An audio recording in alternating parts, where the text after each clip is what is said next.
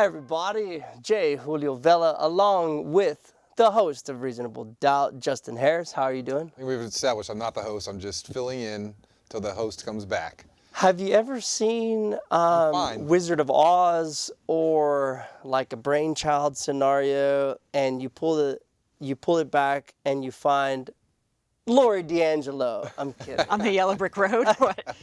Lori, the savior of Harris County, the one to lead us into the new future, Miss Lori DeAngelo.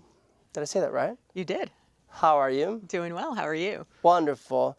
Harris County Criminal Lawyers Association welcomes our guest, the Republican candidate for the Harris County District Attorney's Office, Lori DeAngelo. So hi. Hi. Say something to your people. Okay. Everybody's watching. Well, as you know, I'm running for Harris County District Attorney. I was a prosecutor here in Harris County for more than 20 years. I just left the office in February of last year, and I've been doing criminal defense with y'all for the past year. Welcome. How has the change been? So, how's the change been? So, you are running for the top prosecutor office in the county. You've been a career prosecutor and one that has carried a solid reputation, and one that hasn't been cut by any administrations, right? You've That's been true. there, and you've been a backbone of justice through the county. And in the interim, you've been a defense attorney. Yes. How's it been? How's it like over here? I've really enjoyed it. Talk to me about it. It was a very smooth transition. It was a lot easier for me than I thought it would be. I think the most interesting thing has been, when you're a prosecutor, the defendants are they're defendants, they're a file, they're certain facts. You don't really see the person, as a prosecutor. And now on this side, you get to know them, and it's different. It's, some of these people are really good people who have made some really bad choices, and some of them are just bad.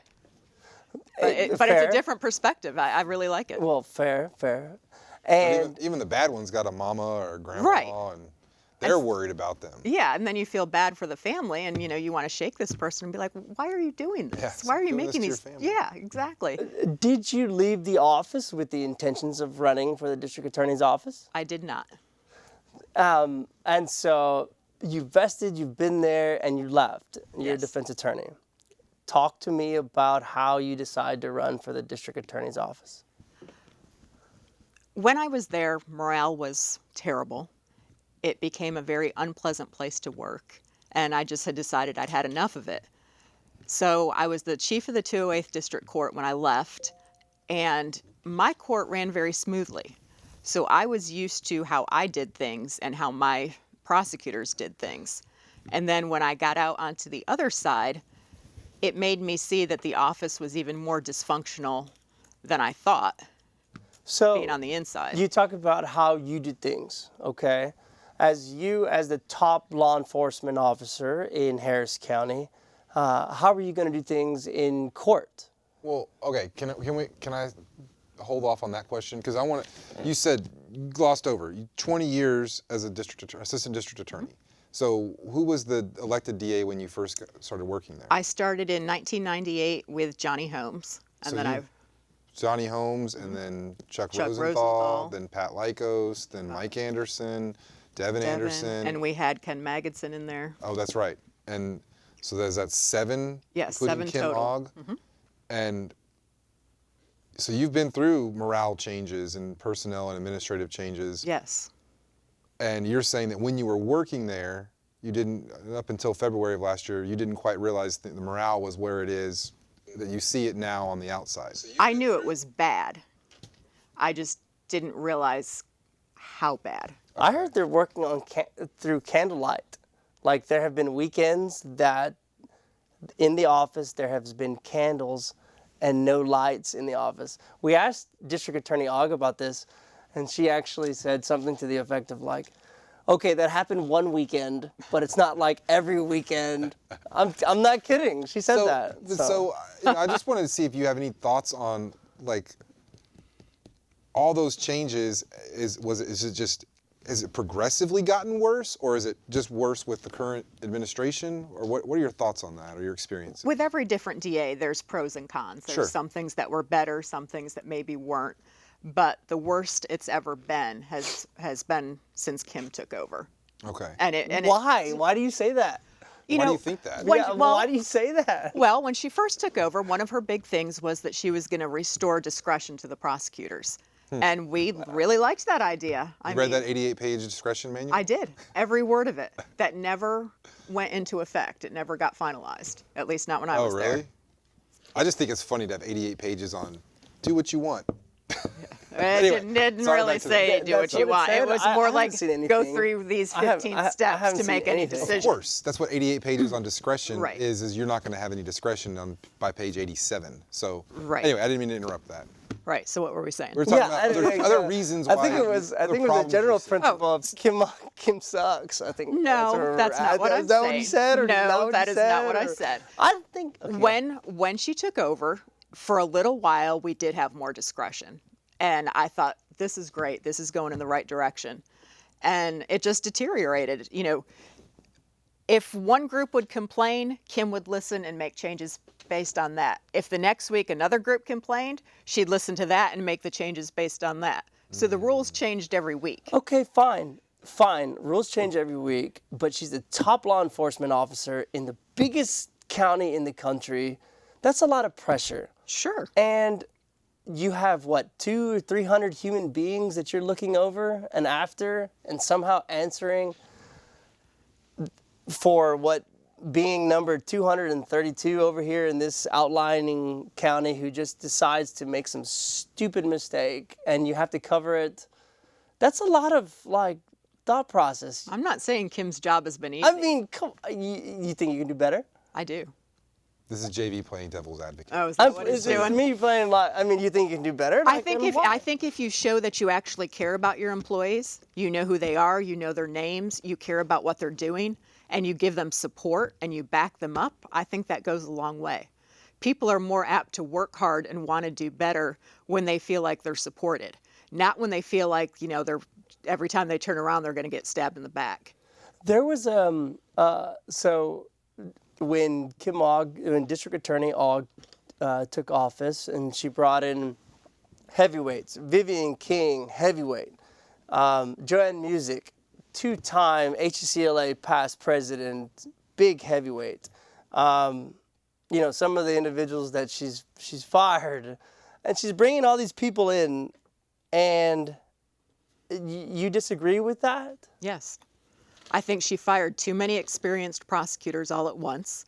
Getting rid of 41 people off the bat was a terrible idea. She brought people in who had never worked at the DA's office or people who hadn't worked there in 20, 30 years and just threw them all in at one time. I think if she had walked in and gotten a lay of the land to kind of see what was going on and then made some decisions, she probably wouldn't be in the position she is now. I tend to agree with you. I think that's a good position. I mean, we call it, what is it, Bloody Tuesday? It was Bloody Friday. Bloody Friday. And I'm sure you had a lot of peers that were let go Yes. because it was a literal, I'm coming in, we're changing some things, and these people just have to go. It was, I'm coming in like 2 weeks, but before I get there, you 41 don't have a job anymore. I heard that there was it an email or something? Yes. But it was an email. We had gotten word that on that day, that Friday at noon, we were supposed to get an email telling us whether or not we had a job. Oh. So at noon, I was at lunch with two of my friends, and all of a sudden, an email comes out, and everybody's all tense. And it was from Jane Waters about some other random thing. And everybody was like, what are you thinking? Of course. So then it got, it was a little later, 12:15 or so, and I was texting with a friend who was back at the office, and he texted me and said, have you heard anything? And I said, no, and he's like, I got fired. I said, no, you didn't. No. And so that's how it went down, is the fired group got an email, and then I guess, 5 minutes or so later, the rest of us got an email. So I thought he was kidding when he texted me that, but... I went to the courthouse today and I asked a lot about you because you and I have never interacted a lot. and you've been a backbone, you've been a vibe through the courthouse. So I'm a 10-year lawyer, you're a 20 going on 22 years. 22-year lawyer. So you're literally double my law. And I remember first coming in and you catch wind or ideas or names of certain prosecutors or even of who to stay away from, how to deal with or whatever. And so today I went to the courthouse and I asked about you, and I had nothing but good things to hear about you and your legacy and who you are. And in fact, I got more good. I didn't get any bad. Like, I'm trying to think of okay, because I asked. No, I'm like, okay, Lori's on the show tonight. What do you want me to ask her? Like in the elevators. Oh, she's so great. Find out how she's doing. Yes, and believe me, when I asked Lloyd's on the show tonight, okay, I'm not kidding, or Adia's on the show tonight, or Kim Ogg's on the show tonight, or who Todd else? Overstreet. Overstreet's on the show. Everybody loves Overstreet. We love Todd. Just kidding. Everybody loves Todd. Who else is on the show? Hopefully Mary Nunn, Huffman. Huffman. Everybody's gonna be like, huh? Hey, on a side note, Cloud. if you can see me or if I'm on Facebook, my Facebook isn't working, so I don't know any comments or anything. You should send me some sort of sign. Or call in the show. Or call in. Can we put the number up? We might as well just open it. We have Lori here. Yes. Everybody called you Lori. You are known throughout the courthouse. I think on the Republican side, you are the only legitimate candidate. No disrespect to Lloyd and Huffman. Lloyd is a perennial candidate. Sure. He runs for everything. He's gonna win something. I'm thinking Lloyd for Railroad Commission or something. I'm not kidding. He's gonna do it. Nobody knows who this Huffman person is. Lori, everybody knows you. I was so surprised. Well, I've been doing it for a long time, Julio. I mean, the thing is, I decided to run. I didn't file until a couple days before the deadline because I kept hoping that somebody else more qualified would do it. I thought maybe Belinda Hill will do it, maybe Mark Brown will do it. Please do it. But then it was going to be, Lloyd, who is not an appropriate candidate, and Mary Nan, who I've since gotten to know, and she's a very nice lady, lovely. She just doesn't have the experience. Give her another 10, 15 years, it'll be different. But I did not like the fact that there was no experienced Republican candidate. And there's a chance that we can take this office back in this next election, and I wanted there to be somebody with experience. So when nobody else jumped in that had more, people kept encouraging me, and finally I just was like, I'm going to do it. When did you jump in? The filing deadline was December 9th, which was a Monday, so probably the Thursday before, I think. Do you think that as a Republican coming in, you can win? I really do. I think, there are so many citizens that are upset and they don't like the way things are going. They don't feel safe in their community anymore. This is the first election with no straight ticket voting, and I think that's going to favor the Republicans. I think your name carries a long way. I do. I mean, how many jury trials have you sat? God, I don't know. Right. That was a rhetorical kind of question, right? So many over the years. Right. And I think that your face, people are going to recognize your face and who you are. Why did you decide to run for the Harris County District Attorney's Office? I don't have an interest in being a politician or running for any office. My only concern is the DA's office. I spent my entire adult life there. To me, that's home. That's where I met my husband. I feel like I grew up there. So the district attorney's office means something to me. It's special to me, and I want to make it better. So that's the only office I will ever run for. Who are you going to surround yourself with? Good people. Good, experienced people. Ball. Okay. I thought you weren't going to be a politician. That was a perfect political answer to that question. Well, Give you me a can't offer break. people jobs ahead of time. true. That's against the law. Right. So I have spent a lot of time thinking about the people that I would ask to come back. Well, everybody good went to the U.S. Attorney's Office. Not all of them. Well, fair enough. Fair And enough. some of those might be willing to come back. You think so? Apparently, we have a better retirement system than they do. Really? Oh, So you I've been heard told. it first. You heard it first. So I've been told. That is great. But I will try to bring, some of the people back that got let go, some other experienced people that I think would be interested. But that's one of the most important things is getting experienced people back in there. And there are still good prosecutors at the office who have experience. They're just not necessarily being utilized. Have you heard any of that, or do you feel any of that that's going on? That there's prosecutors out there that have potential that's not being maximized and such? Yes. Do you think as the Harris County District Attorney's Office, or do you plan to mine some of those individuals that are there to grow? If you come in, is it going to be another bloody Friday? Or Thursday. Thursday? Maybe we'll do it on a Monday. Yeah. No Mondays. Okay, Bloody so Monday. That works. fair enough. I don't know what day, but sure, there's people you have to let go. Well, certainly. There's people that Kim hired to basically campaign for her Right. on our dime. Sure.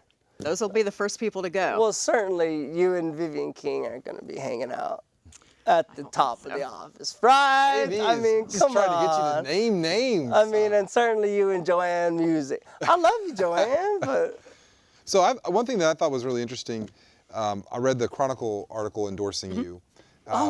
yes. And Congratulations.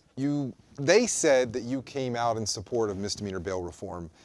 I don't know if that was them using some editorial liberties there, or if that's what you actually feel. But what are your thoughts on the misdemeanor bail? I guess misdemeanor when bail they reform say also? came out in favor of, they meant, we had an hour and a half long interview, and that was one of the things we talked about. And I told them that, people shouldn't be kept in jail just because they can't afford to pay when it's nonviolent misdemeanors or low-level felony drug cases. Mm-hmm. But when it comes to violent offenders, there is a serious injustice going on right now. The Harris County Jail is a revolving door, and that is what the citizens complain the most about in all these events I go to. People don't believe you, Lori. Don't believe what? You're Republican. People don't believe you. I don't think someone should be sitting in jail on a DWLI because they can't make bond. But are you, I don't think I agree with that. But as a Republican, people are scared. They come and you win, they're afraid that it's going to go back to how it used to be. Are you saying it's not? It's not going to go back to how it used to be, but it's not going to be like it is now. It's going to be somewhere in between where good. we have more experienced people. I know there are some people who are extreme on both sides where it's all or nothing on the defense side and the prosecution Sure. side. And I think the reason my reputation is what it is because I've always been fair and reasonable. There's two sides to every story. The truth is somewhere in the middle, and I'm always willing to listen. I like this. That sounds very I like reasonable. this. I like And this. that's how it should be. I And like that's how this. everyone should I be. love this. I love this. That's what I want for that office, is someone in charge who is fair and reasonable, willing to listen to people's ideas. We used to work as a team at the DA's office. It was a big family, and everybody had each other's backs. Sure. And now you feel like you're waiting to get stabbed in the back. So I do want it to go back to it being like a family where we all care and we work together. When did you feel like that was last that way in the office? And let me just. I know, I'm thinking about it. It's a loaded question, sort of. Well, it's not a loaded. There's an agenda behind it. Because when Todd Overstreet was on here, he just could not get over trying to take things back to the way Johnny Holmes did stuff. And when some other folks came and talked about that, they had some serious problems with the way that Johnny Holmes ran the office. And I just, I'm not saying Johnny Holmes or anybody else, but is there anybody who you kind of would role model after that you worked under? Johnny was a very special person, and he had a certain bravado about him, and he didn't take any campaign funds. Right. So he only answered to himself, and he always just had, his own way of doing things. But one thing about Johnny was he was not very concerned about the employees as far as, how much money they made or the benefits. When Chuck Rosenthal took over, the first thing he did was start paying our bar dues. We used to pay our own bar dues. Really? And that, I mean, that went a long way. It was a little thing, Sure. but I mean, that's huge. Yeah. Has the office grown? I mean, since you've been, I mean, What was the it's a size little back bit bigger, no? God, I don't remember. It's now there's one more misdemeanor court than there was Fair. when I started, and there's still the same 22 district courts, which is ridiculous when you Wow. think about it. People forget the amount of, everybody's talking this big deal about misdemeanor courts and bail reform and these kind of things. Awesome, cool, fair. But people forget there's like double the amount of felony courts that are out there. And there's a lot more issues that I'm not trying to minimize what misdemeanors going on with deals with that either, but there's a lot of felony courts out there. I don't mean to interrupt. Y'all are having one. No, it's fine. I just want to know if great. there's just anybody That's all- who you worked under Well, I was going to say the DA's office has gotten bigger in the sense that there's more specialty divisions and that added more Sure. prosecutors. But the courts, the trial one more bureau. court, so you add 3 prosecutors. Right. Let's talk about crazy. efficiency in the courtrooms. Going back to how you ran your courtroom. Your courtroom was a model of efficiency. Let me interrupt you 1 second to Sure. tell you something else, Justin, about what you asked. When we had Ken Magidson, one thing that he did that I thought was really special was when prosecutors would get a good verdict, he would go to their court the next day and talk to them, congratulate them, tell them good job. Hey, I heard you got 40 years on that aggravated robbery yesterday. That's awesome. Great job. Thank you for working so hard. That went a long way with morale, I'm sure. It did. I mean, it happened to me. I thought it was remember great. it. I mean, it was shot. Yeah, I still remember it. I mean, I think that's a big deal. I think little things like that make a huge difference. Okay. And that's probably the one thing I remember the most that I will do. Okay. I like that. I do think in the media that it appears like everybody's trying to watch their own back. Yes. Kim's trying to defend something. District Attorney Ogg is trying to defend something in the media that she's done. The line prosecutors in the courtroom are trying to justify the deals or offers that they're making. Morale is low. But then, you do find diversity has increased. Yes. And I do think that you have some good people that are prosecuting there. Structurally, how do you see, if you were to be the district attorney, how do you see changing, or do you have any ideas about implementing structures as the district attorney's office? When Kim first took over, she said that there was too much middle management. And she turned the trial bureau into one division. It used to be 5, A, B, C, D, and E. She changed it to 1, and David was the trial bureau chief, and God, who was the division chief? John Jordan.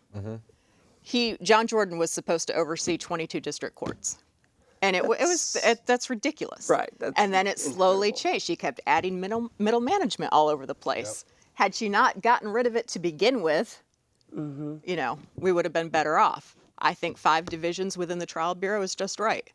There's too much that goes on in those courts. You can't expect one division chief. And now it's 3? And I still don't, Well, now there's section chiefs and division chiefs. Yeah, there's too many names, too many. Yeah, and I only find out when it's, no, you can't do that, but you can appeal it to my division chief, and then you can appeal it to the section chief. And then Yeah. And when the bureau org chart chief. gets so big that you can't fit it on paper. 2 pages? It's like 2 yeah, Two legal yeah. sheets? I I'm think like, you need forget to it. do a little rearranging and consolidating. And Have you thought about like anything kind of radical as far as restructuring? Like, I've heard different folks talk about, some people running for the office, some people just armchair quarterbacking the office, not having prosecutors assigned to courts, having prosecutors assigned to cases, and they kind of float around all day, like a defense attorney kind of style. Have you thought about anything, just not necessarily that, but anything that's just like, why don't we scrap the way we're doing it and just try to reimagine it from the ground up?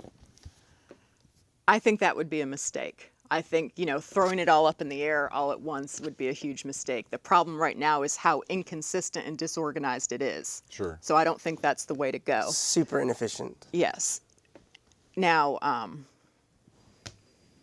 was I going to tell you? Yeah. No, I didn't really have anywhere to really go with that. Just if there's any thoughts of just kind of scrapping the whole thing and just doing a whole Your new imagination. structured Well, how are you going approach. to? No, so there was a lot of talk about, having the prosecutors in squads, and, the aggravated robbery squad would handle this. And when the judges initially heard about this idea of no prosecutors assigned to the courts, they were like, oh, hell no. And I just, as a prosecutor, I'm like, no, I want my court. I want organization. I want consistency.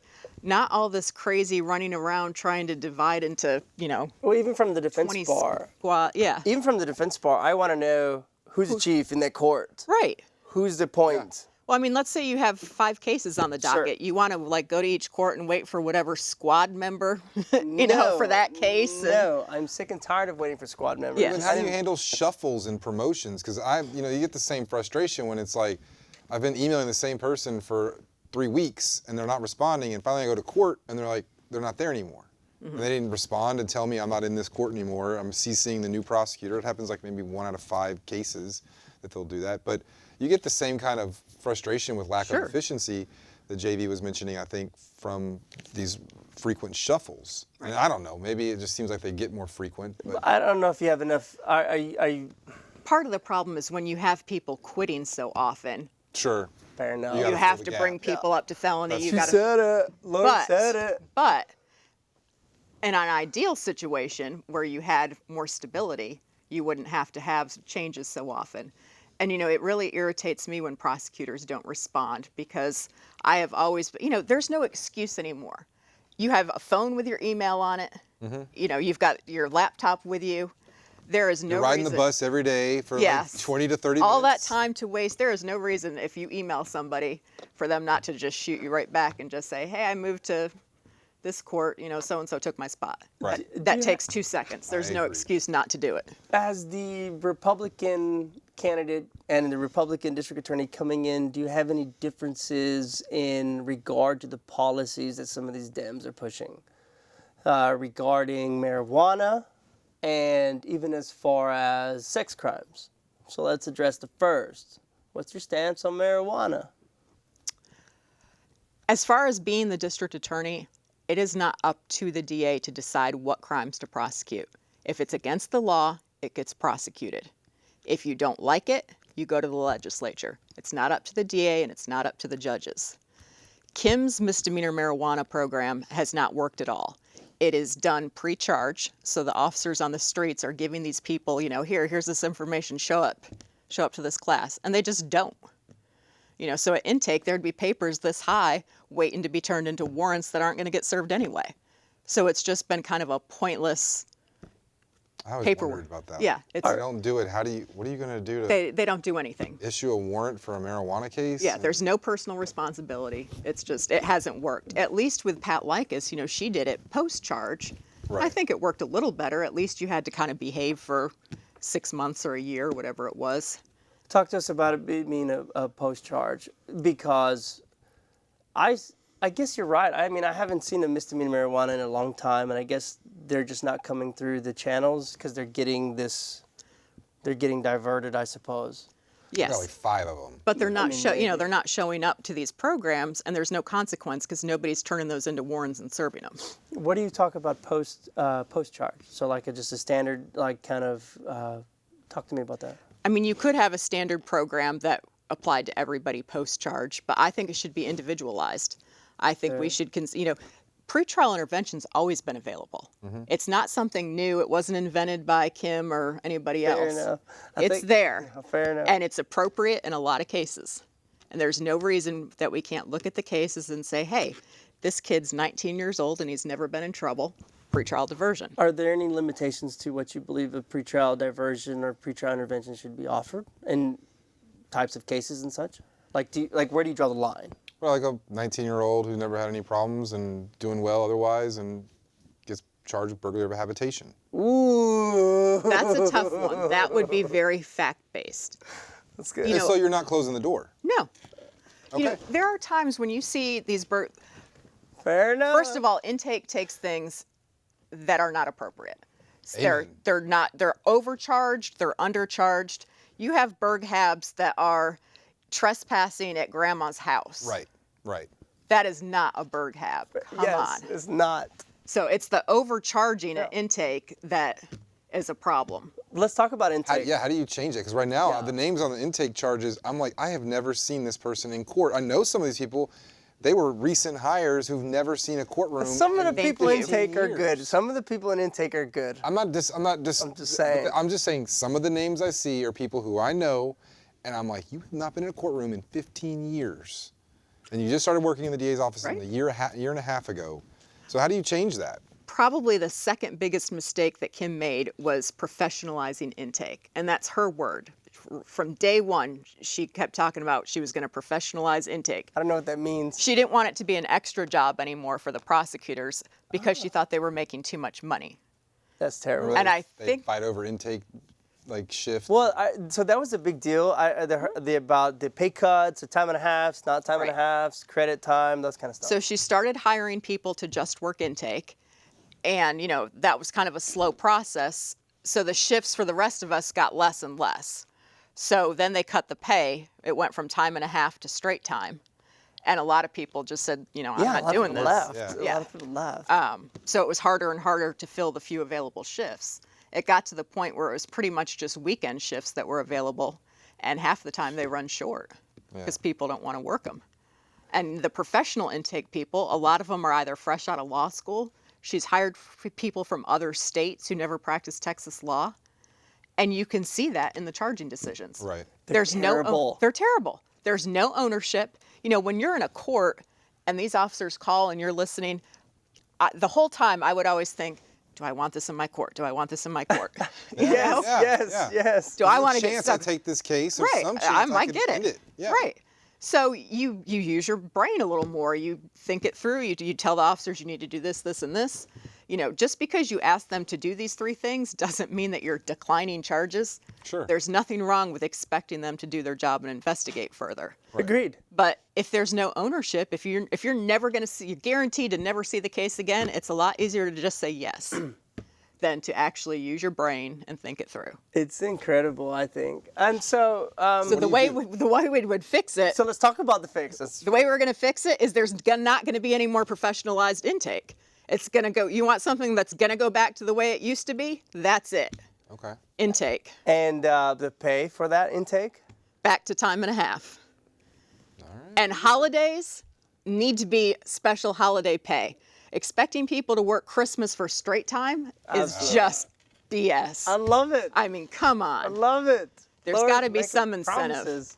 I agree, though. There has to be, like, okay, I'm in the defense perspective. We've been browbeating the district attorney's office for 100 years. Okay, and Browbeating. I'm just one manifestation of them. And I'd look and I see them. The office is down, and they're looking for leadership. And I'm not saying Kim isn't District Attorney Ogg isn't the solution. I'm not. But maybe you are. They need somebody who has been in the trenches with them. Fair. Not someone who was a prosecutor 30 years ago when the dockets were a quarter of the size. You know, I have no problem going in and working a docket. If you're shorthanded, I can help. I'm not above it. You know what's So would you? Well, then let's ask this then. So would you start taking marijuana charges again? Yes. Okay. like we're talking like just dude smoking a joint at a Willie Nelson concert. You taking him? Just a question. You know what would be really nice is if police officers would use their discretion because they have Fair. it too. It's true. They have And- more than y'all do. Yeah, they really do. Fair You know, enough. there are instances where somebody's never been in trouble before and the officer can make that determination and flush it down the toilet. Well, because you're gonna end up having a whole bunch of marijuana cases, and everybody's gonna get on bond. Right. Well, so can you say on TV now, like, you're going to enforce the laws the legislature gives it to you. Do you think the legislature should consider changing any of those laws? I do. You know, especially when it comes to medical marijuana, I see no reason for that not to be legal. What are you gonna hold on? What are you gonna do when you got 10,000 misdemeanor marijuana jury trials that are coming? Because I swear to God, I'm setting all of them. setting all of them. Well, I'll tell I you what. swear to you. You know, they've done all this screwy stuff with, you know, the percentages of THC and all that, and Yeah. you know, the testing and everything. If we don't have the means to test it, that's a problem. Fair. And you know, we need to ferret that out and see what resources we have and what ability we have to test it. That's going to play a big factor. And it may be that the legislature did that because they want the easy way out. They don't want to legalize it, but they want to make it so it's impossible to Hard prosecute. to criminalize. Yeah. Right. So we've got to find what we can do in a fair and reasonable manner, what we can afford to do, and what's practical. Well, I don't think Lori cares about the joint. I don't. You've been around it and you've seen enough riffraff. She just said she doesn't, but she's. No, but she I mean, cares I'm about not saying she enforcing the does law. or doesn't, but I don't think she does. I hope I spend more time worrying about aggravated robberies and murders than I do about marijuana. I agree. Because I those hope are the so people too, that. But when you start, I think when you start taking on marijuana cases, you know, you're gonna have to take away some work on the robberies and the murders. Well, right? and- that's what Kim says. That's what Kim says, and that's why she says that she's done this, is so that she can focus more on violent crimes. Now, obviously, there's disagreements on whether or not that's really where her focus has been, but what do you think? I mean, you're right. You do have a duty to enforce the law as it's written by the legislature, but you also have finite resources. Right.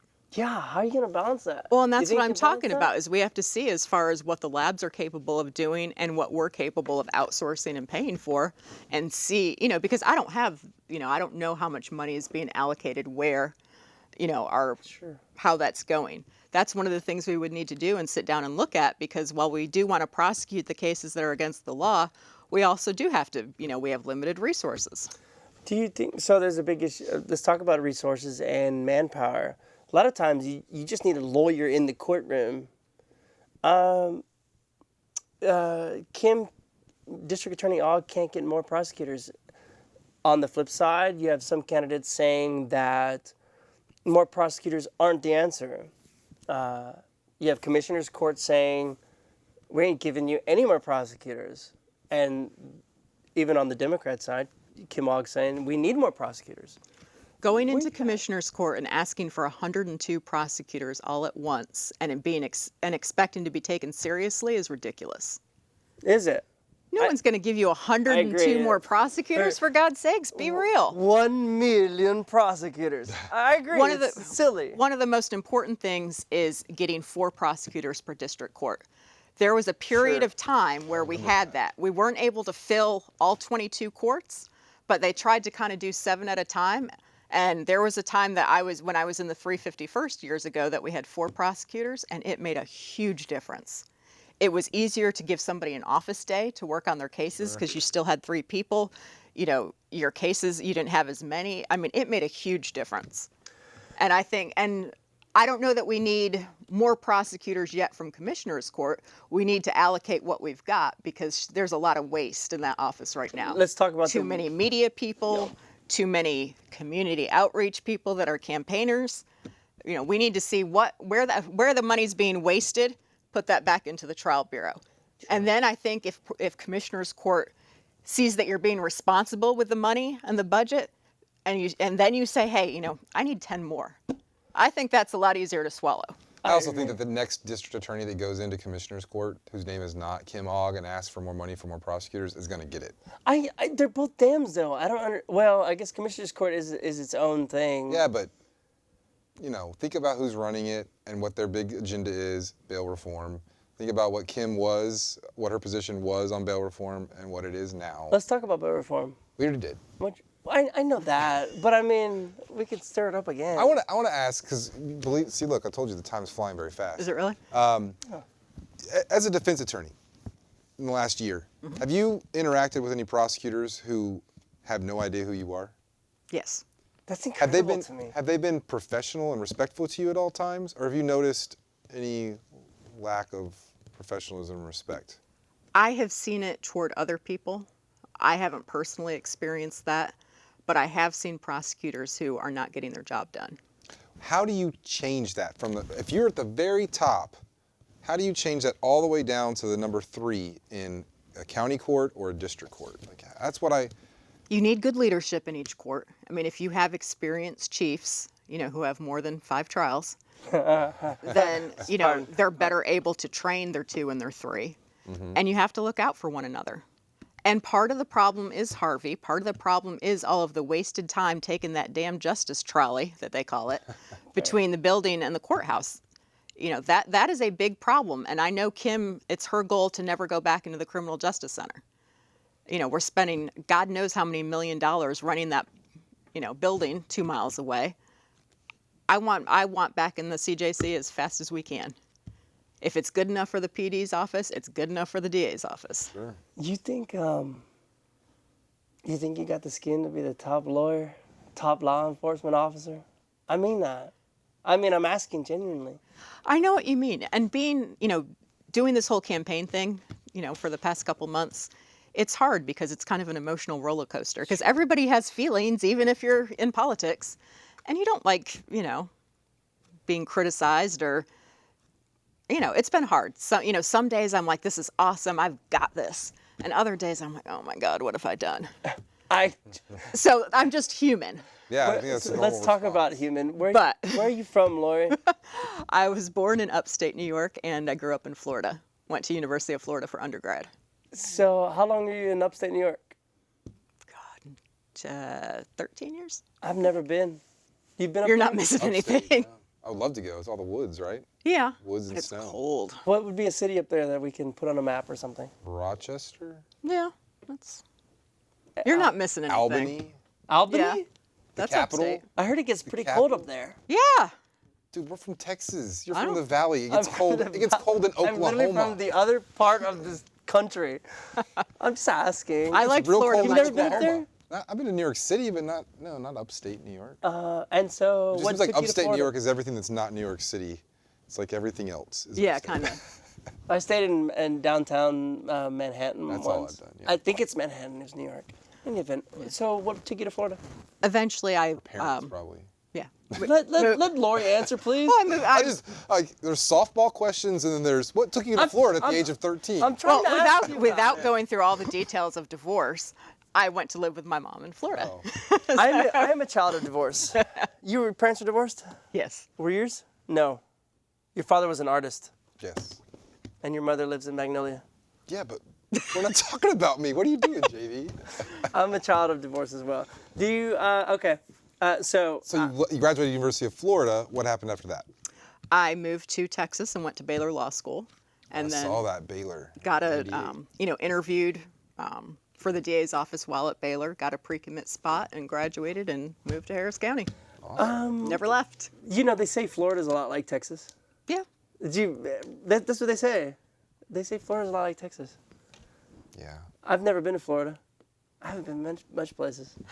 I'm not kidding. How long were you? So you skipped a little bit. I was trying to get. So she moved to Florida. Okay. All right. Go Lori for moved it. to Florida, and you went To and high school and college. And, where in Florida? Royal Palm Beach, South Florida. Where is that? Like, I don't know where that is. South. No, you just said you've never been to Florida before. It is I'm asking some questions. north of Fort Lauderdale. Wonderful. Do you know where that is? Yeah. Okay. I know where that is. Where is it? Like if you think of Orlando, Disney World is kind of being central Florida, and Miami is being way south. It's kind of like over here. Can you read my mind? Is that? I'm kidding. So then you went to Baylor. Yes. How does so Florida to Baylor is what makes me think like Okay, that was a huge weird. change. Okay, I'm thinking weird. My first day of law school, I got to campus. It took me like half an hour to find a place to park, and there were news vans all over the place. And I was like, what the? It turns out that was the first day that Baylor students were allowed to dance on campus. Oh, I remember that. Are you And I was serious? like, you couldn't dance? Are you sure it wasn't just Footloose? I was That's what it felt like. But I was in- just like, oh, okay. That's I was in summer debate camp that summer, and the debate club camp got to have a dance. And I mean, we were debaters. We didn't want to have a dance, but the school community, the outreach people were really wanted us to have a dance. So And Yeah. so debate. that was kind of welcome to I Texas. remember that. That's crazy. 1998. Yep. Waco. Yeah. That would have been, no, that was Footloose. 95. It was like when I Footloose. Yeah. Footloose. It's Footloose. Yeah. I love that movie. You know too. that movie.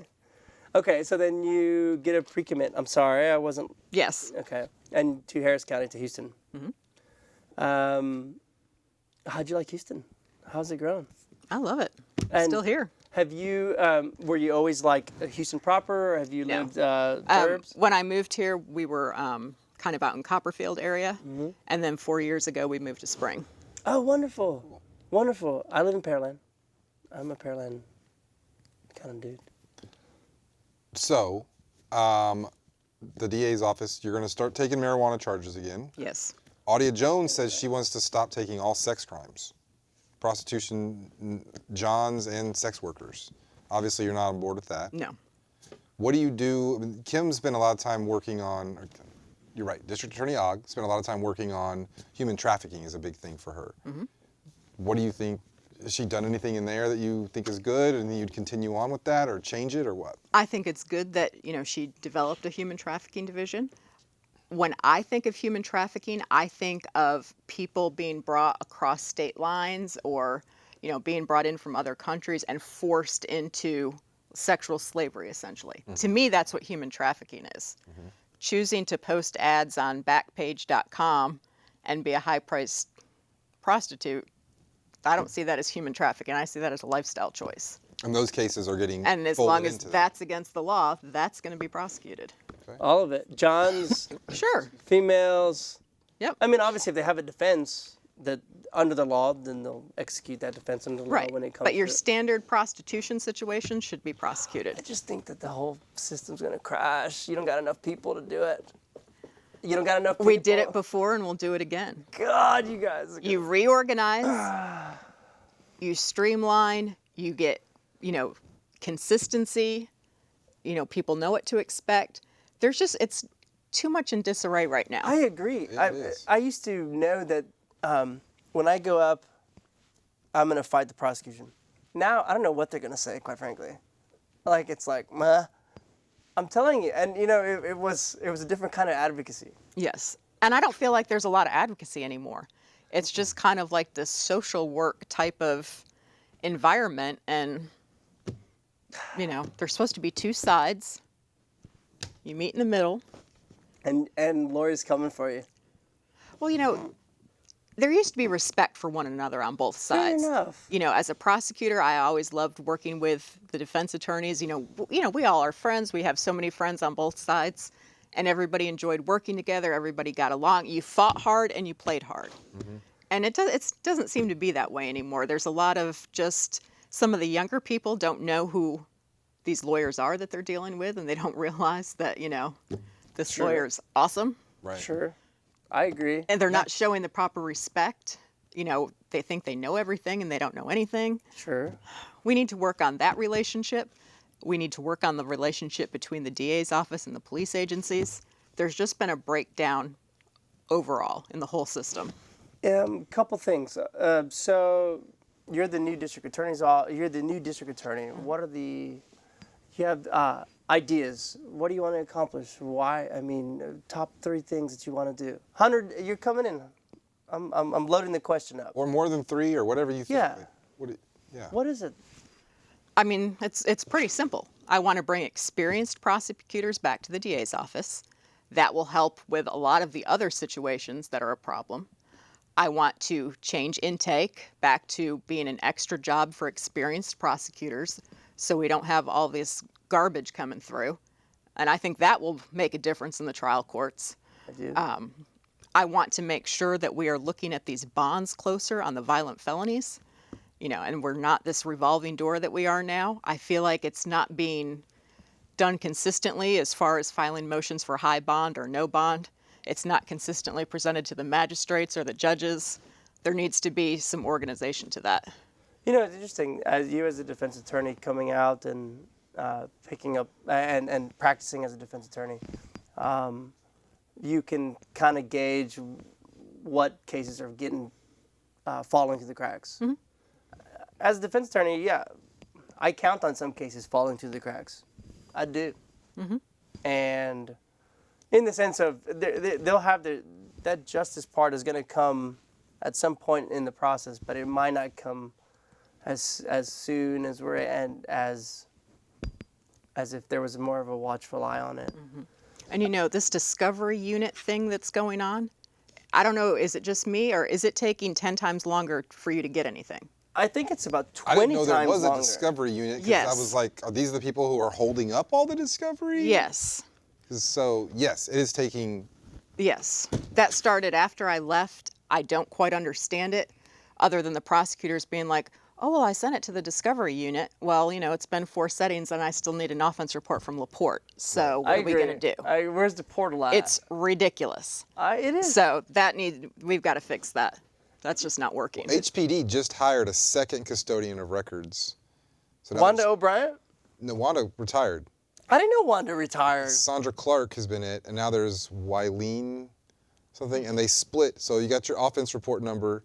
If it's an even number, it's one person. If it's an odd number, it's the other. Wileen? Wileen. I You can't should be remember like, her why, last name. Wileen, why are you crying? Wileen, no? We love Wileen. So anyway. Wileen gets us all the videos that we need a lot faster than the DA's office does. Yes. Don't listen to JV. But yes, it's taking way too long and we've got to fix that. That's just, there's no excuse. Yeah. So, So that takes cooperation with law enforcement, Sure. right? And do you think you have those relationships? Yes. do you think that there's I do. anything about the lack of relationships maybe right now that might explain why there's some things being held up? Do you think that's I would like to think everybody's more professional than that. So would and I. they're not just holding things up to be I would- jerks, but Fair. I would and I like a think lot of it's- things that are not real. and I'm sure they're understaffed as well. I know Sure. the body cams take a long time to process. There's a backlog and it's irritating. But, I don't know how many, employees they have on that. It would be nice to speed that up. I don't know that there's anything the DA can do about it. That's what I'm saying. But the offense reports and stuff, come on. I agree, It but should what are you not going to take- do about it? You can't, and I'm afraid you're going to look like. Because we had the paralegal in each court doing that. Oh, fair. Not having it shipped to some discovery unit. This is totally yeah. disconnected Yeah. from everything. Fair enough. Yeah. If you Fair keep enough. it within the court and you keep it organized, it works a lot better. Operating like your court. I Yes. remember that. Can we put the number up? We have 5 minutes left. Maybe someone will So- call in. So what do you think about this? So you guys have paralegals. As a defense attorney, do you have a paralegal? No. How much of your work is appointed work right now? Rough Almost estimate. all of it. If the county provided funds for court appointments where you could have, like when you submitted your voucher, you could submit hours for a paralegal, would that make you more likely to hire a paralegal? Yeah. I mean, I think that's a good idea. I know some of the lawyers have talked about it. Okay. I mean, I feel like with my caseload, I'm fine. Sure. But yeah, I haven't been doing it long enough to have, that pile of murders or something that's Sure. stacking up. But yeah, I could see in a lot of situations where that would help you. How do you like defending people? It's tough. It is, but It can be. I think the same way on this side as I did as a prosecutor. I That's mean, the thing. I mean it as as we're sitting here, No, I know. like, as a defense group. Like, it's tough. Yeah. It's taxing. So you approach things based on what the evidence shows. Right. Yeah. But being at the DA's office the last couple of years were so stressful, and you just felt like you were constantly watching your back. Mm-hmm. Being a defense attorney is like a breeze compared to it. It was like 100-pound weight being lifted off my shoulders. And you got the backs of your office. You're going to have, how many lawyers you got? 200 or 300 under you? A few hundred, yeah. There's going to be some that came in that don't have the ideals as you do, as a Republican. I mean, there might be, right? It's not about party. It's not about, this person can't be a prosecutor with me because Fair. they're a Talk to Democrat. us That's about it. ridiculous. It's, do you have what it takes to be a prosecutor? Do you care about justice? And are you willing to do the right thing? I think, I don't know, but I don't know if there's a lot of prosecutors that can prosecute the misdemeanor marijuanas and stuff. Like, you're gonna ask people to prosecute those things, and I don't think that there's a lot of individuals down there right now that can look us in the eyes and do it. I don't. I kind of think there are. Well, I think maybe. there's enough that are going to look at it like Lori's saying. It's just another case. It's a case, and especially when they start scrolling down and looking at other criminal history, then they start going, I have no problem. God, going am after I this the guy only for a one? dime. Am I the only one with the heart? I don't think they should not do it, about- JV. Am I the only one that's I don't think they should do it. I'm I just don't telling you, think I don't so. think it'd be a problem. You know what for I them. tell my clients? What do you tell them? Help me out.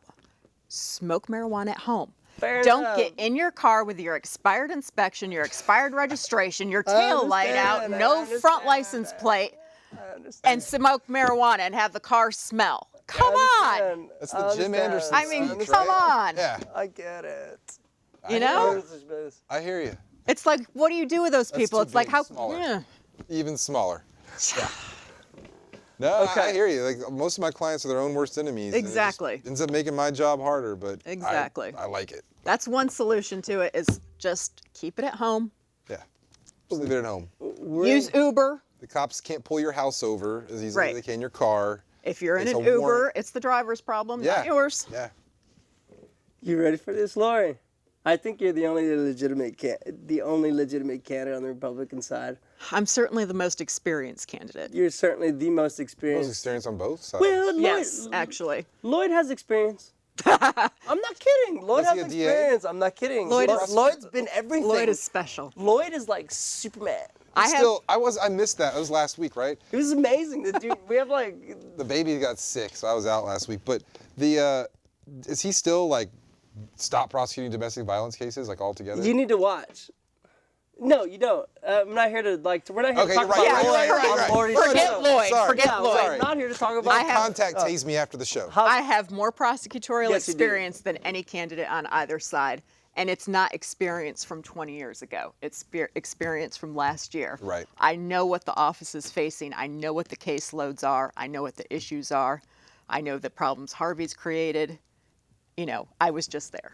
Yeah. And I think that goes a long way. Ready for the keys. Lori DeAngelo's got your back. We're gonna start to wrap, so you got last word with the camera. Early voting starts Tuesday, the 18th, so we're almost there. Primary is on March 3rd. It is very important to vote. People think, oh, well, what's the big deal? My one vote doesn't count. But if a bunch of people say that, then you end up in situations where you have Lena Hidalgo instead of Ed Emmett because you didn't think your one vote mattered. Every single vote matters. That was a tight So race. vote in the Republican primary. For me. Lori DeAngelo. Lori got your back. Do you have a website? DeAngeloforDA.com. All right. I swear, when I go into court, and if it's Lori DeAngelo's office, we better be ready. Better be ready. It's going to be better. It's going to be more efficient. People are going to be happier, and we're going to work together. Justin, anything else to say? No, that was great. I think so Just too. I'm sorry, you're right. I shouldn't have said anything about another candidate. Like Hey, no, we're finishing top. Lori DeAngelo, to true her name. Thank you so much for coming. Thanks Yes, for having thank me. you.